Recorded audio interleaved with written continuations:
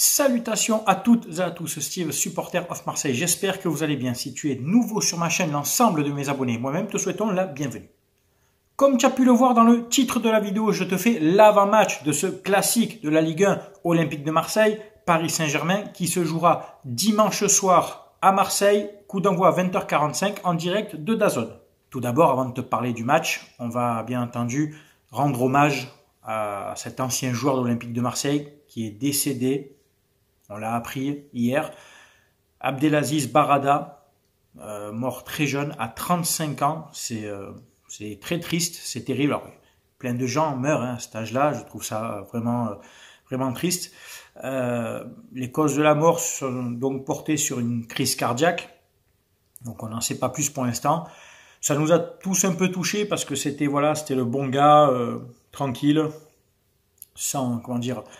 sans prétention, tu vois, qui joue au ballon, qui aimait jouer au ballon. Il a fait 2 saisons chez nous, 2014-2015, c'est Bielsa qui le fait venir, et 2015-2016, où il a joué sous les ordres de Mitchell notamment. Il a fait une saison somme toute correcte, où il a joué une trentaine de matchs. Il a mis quelques buts, délivré des passes D dans une saison très compliquée de l'Olympique de Marseille. Il avait su quand même maintenir le jeu offensif de l'équipe avec Alessandrini notamment, Cabella. Donc c'est un joueur qui a jamais triché, qui a toujours joué, voilà, mouillé le maillot comme on dit. Et voilà, c'est très triste, ça nous a surpris et je compatis auprès de ses proches et je présente mes donc sincères condoléances. 9e journée de Ligue 1, donc l'OM reçoit le Paris Saint-Germain. Alors le stade, il va être bouillantissime, je te le dis, il va y avoir de l'ambiance, des tifos. Et parlant d'ambiance, attention aux chants homophobes. Ça a été décidé dans les hautes sphères ministérielles. S'il y a des chants homophobes à répétition dans le stade, le match peut être arrêté. Donc on en arrive là. Bon, c'est comme ça, c'est l'évolution des époques, des mœurs, comme on dit. Bon. Comment te dire? Moi, j'ai connu, comme toi, les plus anciens, les ambiances de stade où OI s'est enculé, tout ce que tu veux, et Paris, on t'encule, etc. Pareil à Paris contre Marseille. Enfin, il y avait ce genre de chant.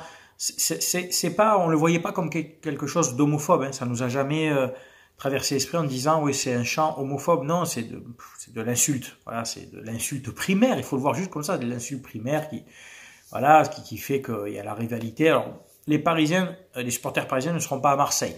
Donc forcément, quand il n'y a pas les deux camps, c'est ça, il y a moins d'animosité.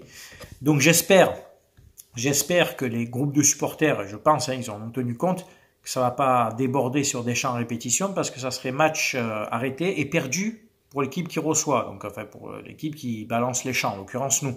Donc je le prendrai très mal.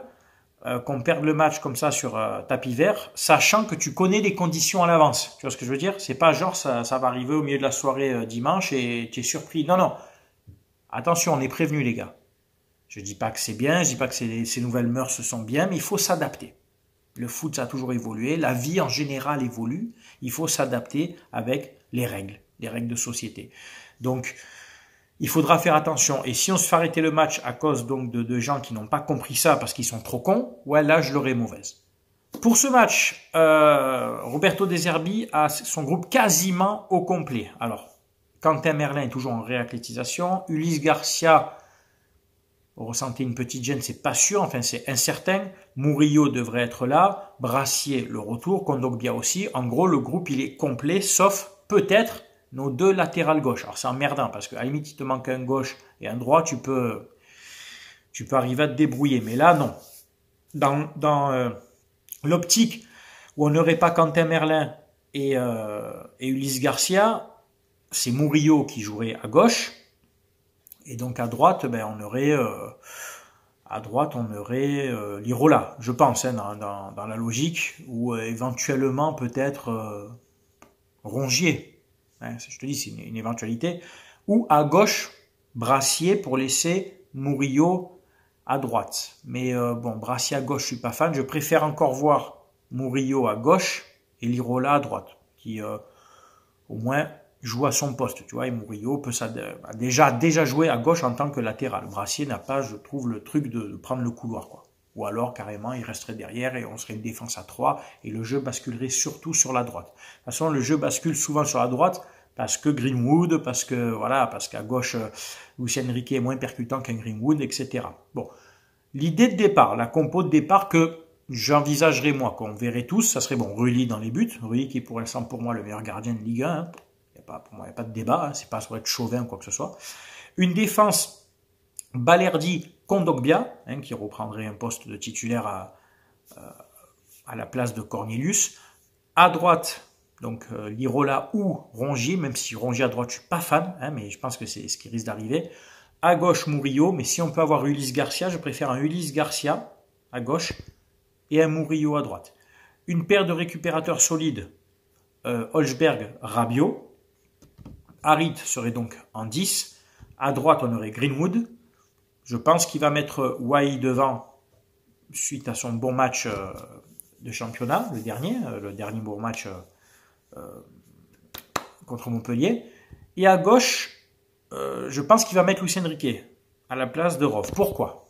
On va faire un petit peu le débat de ce poste-là. Pourquoi? Parce que certes, Rov est plus percutant, plus vif, peut-être plus technique que Luis Enrique, mais il se bat moins, je trouve, au milieu de terrain, et il est moins défensif. Peut-être que De Zerbi va vouloir consolider ce couloir gauche, surtout s'il y a Brassier ou voilà, si tu n'as pas Garcia ou Merlin, qu'il y a Brassier ou Murillo. Donc, il va peut-être vouloir consolider ce couloir gauche avec plutôt un joueur qui est plus robuste et qui défend un peu plus. Tu vois mon idée.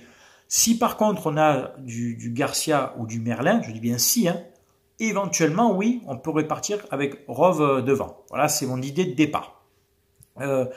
Si admettons Luis Enrique est titulaire, je pense que le discours de De Zerbi va être en gros à demander à Luis Enrique de harceler le défenseur, son vis-à-vis, c'est-à-dire Hakimi, de l'empêcher à la relance, d'aller gratter, de le faire travailler, de vraiment le pousser à travailler, de l'épuiser en fait, en prévision de faire entrer Rov, par exemple, dans les 25 dernières minutes, selon la situation, selon le score, hein, bien entendu, pour profiter déjà l'état de forme d'un Hakimi qui aura été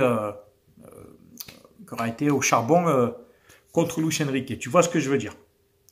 Après c'est du management, c'est du tactique, voilà, sur le couloir gauche tu insistes pour après en fin de match mettre un joueur frais qui lui va gagner les duels contre un joueur qui est déjà bien fatigué d'un match à intensité, parce que les OM PSG c'est des matchs à haute intensité dans les duels, dans les impacts, tu le sais, poussés par les supporters. Les Parisiens, eux, pour eux aussi, c'est le match qu'ils veulent pas perdre. D'ailleurs, parlons-en, en championnat, on reste sur 4 défaites contre le PSG. Alors, entre-temps, il y a eu cette victoire en Coupe de France, hein, qui a du coup anecdotique, mais on reste sur 4 défaites contre le PSG. 2 chez eux et 2 à domicile. 2-0 l'année dernière, 3-0 il y a 2 ans, on a pris un 4-0 l'année dernière, bon, c'est trop. On prend trop de buts et puis c'est des humiliations à chaque fois. On en entend parler pendant des semaines sur les réseaux, par les youtubeurs parisiens qui forcément nous font la nique aussi. C'est de bonne guerre. Alors il y a ceux qui sont corrects, il y a ceux qui abusent. T'as les mange-merde. Alors je pèse mes mots quand je dis mange-merde parce que sinon ma vidéo peut sauter. Mais les gros bâtards comme les AZ, Sabri, tu vois, pour ne citer que. J'en ai découvert un sur TikTok là, qui est ce réseau façon TikTok. Un jour je vous ferai une vidéo parce que c'est vraiment pour parler de ça parce que c'est vraiment incroyable ce réseau. Bref. Il y en a un sur TikTok, David, là, une tête de.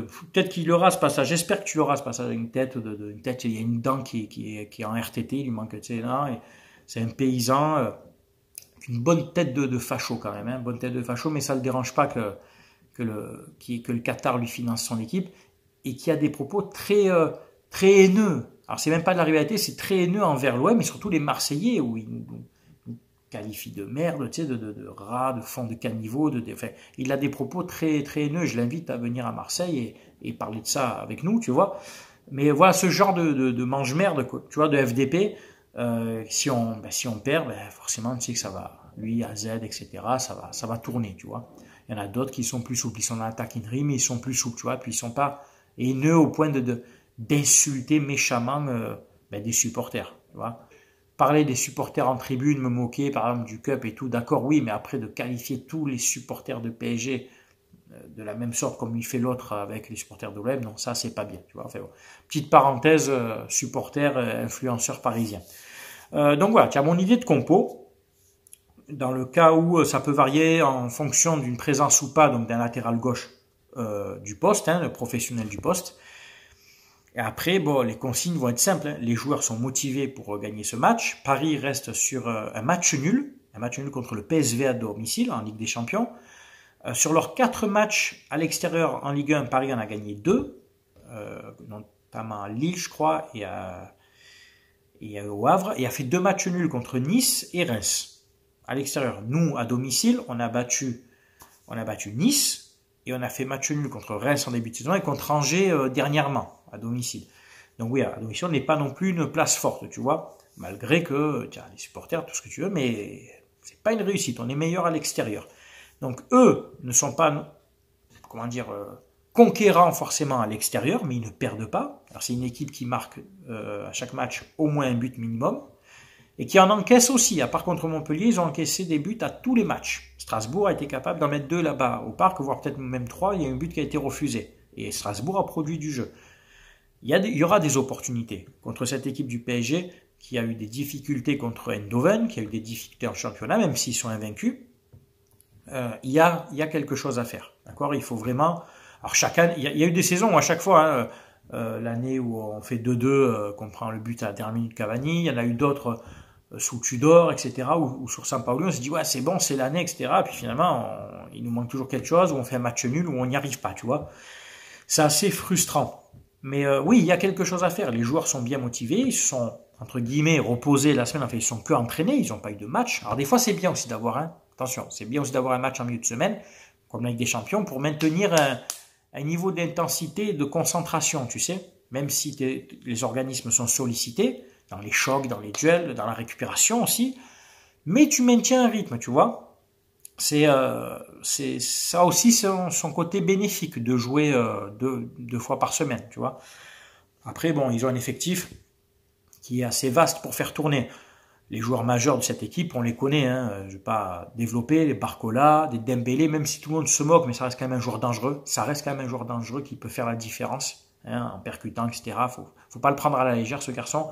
Tu as du Asensio, tu as du Zahir Emery, tu as du Vitinha, tu as du Neves. Enfin, il y a des bons joueurs, il y a des joueurs de ballon. Il y a vraiment des bons joueurs de ballon dans cette équipe. Et il faudra gagner la bataille du milieu de terrain. Il faudra surtout priver Barcola de ballon, en fait. Lui qui prend le couloir, qui des fois vient les chercher un peu plus bas, il faudra le priver de ballon, il faudra harceler le porteur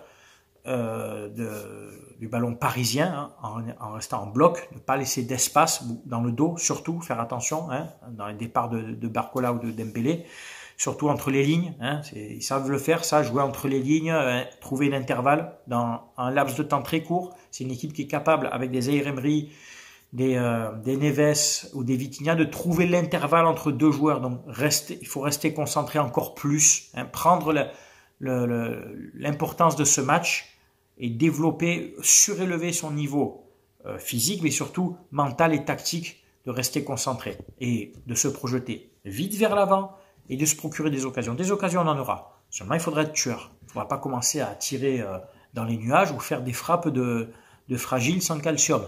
Hein, Valentin, tu m'as compris, si tu joues, il n'y a pas de problème, Rongier, mais envoie des frappes.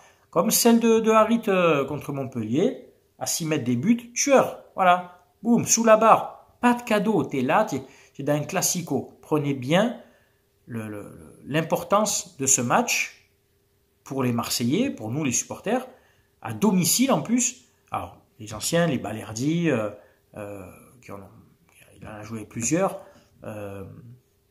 c'est peut-être le plus ancien maintenant, Rongier, connaissent l'importance de ce match. Il va falloir que les autres, Enrique aussi, s'en rendent compte. Harit aussi, on a joué quelques-uns. Donc, voilà, je compte sur vous les gars pour jouer un match plein.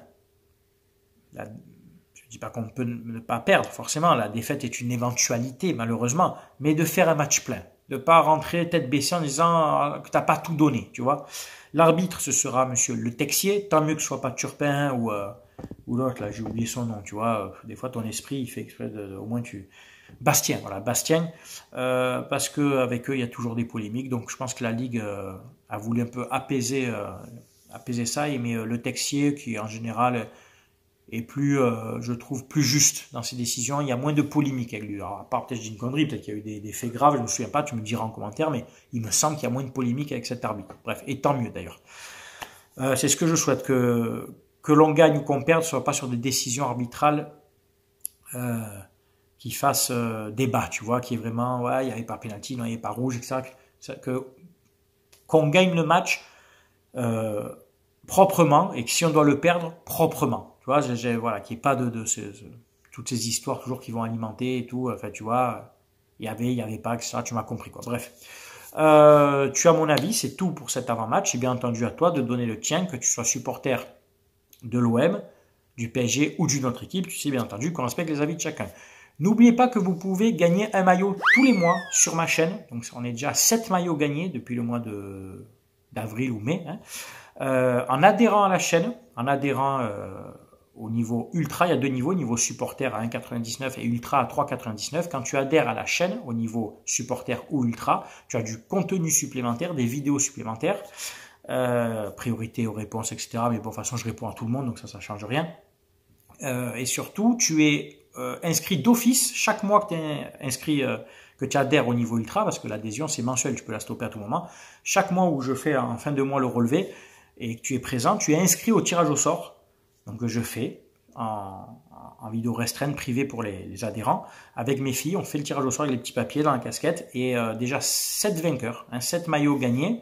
Donc tu adhères à 3,99, tu as ce contenu privé, tu es inscrit au tirage au sort et une partie de l'argent donc que tu mets, les 3,99 €, bon, il y a déjà Google qui prend une partie dessus, et une partie de l'argent est reversée à dans la cagnotte pour les deux associations avec qui je collabore depuis plus de 4 ans maintenant. Donc voilà, ça a un but comment dire, non lucratif, c'est un but caritatif, tu vois, de faire ça. C'est pas, voilà, comme beaucoup, ils mettent, tu sais, adhérer à la chaîne, mais l'argent, ils gardent pour eux. Hein, il y en a certains, même carrément, ils te mettent leur PayPal pour faire des dons.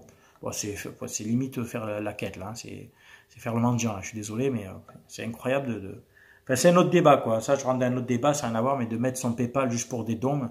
En gros, déjà, les vidéos, elles sont monétisées. Déjà, nous-mêmes, youtubeurs, on gagne de l'argent avec les vues des gens, parce que les gens veulent bien venir voir nos vidéos. Faire des adhésions, tu prends plus de l'argent avec des adhésions, il y en a certains qui ne proposent rien de plus, à part des petits emojis, tu sais. Et en plus, ils te disent, ouais, en fait, si tu veux faire un don, il y a le PayPal. Ouais, mais tu veux pas aussi recevoir des Western Union aussi? Ah, c'est trop, il y en a qui mendient sur YouTube, c'est incroyable, quoi.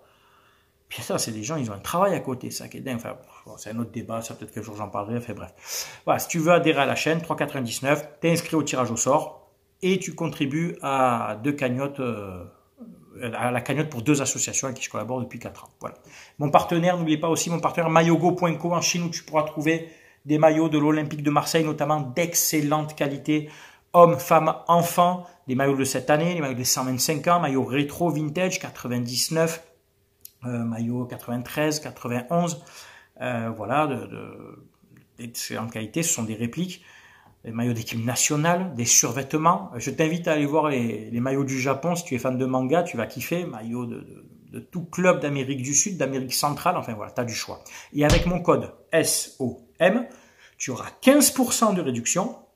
Déjà sur un maillot qui n'est vendu pas cher, qui est vendu à 26 €, tu auras 15% de réduction et 5% de ton panier est lui aussi mis dans la cagnotte pour les deux associations avec qui je collabore. Donc tous les mois, le site me vire la commission de 5% et moi cette commission, je la mets de côté pendant 1 an et chaque année, vers le mois de juillet, enfin la fin de la saison, juin-juillet, on fait le virement aux deux associations avec tout l'argent récolté par tous les leviers qu'on met en place, partenaires, les adhésions, etc., les actions caritatives, voilà, et c'est le fil rouge de cette chaîne. Voilà, donc tu peux t'équiper pour ton club favori ou ton équipe nationale favori à moindre coût et en plus tu contribues à la cagnotte pour deux associations. Voilà.